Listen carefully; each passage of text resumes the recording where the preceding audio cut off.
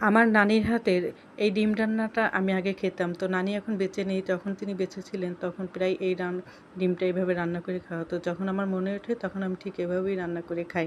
তো ১ম এ এখানে ৬ টি ডিম নিয়েছি। তার মধ্যে একটু হলুদের গুঁড়া, মরিচের গুঁড়া, একটু ধনিয়ার গুঁড়া, লবণ, একটু সামান্য পানি দিয়ে তারপরে ফেটে নিয়েছি।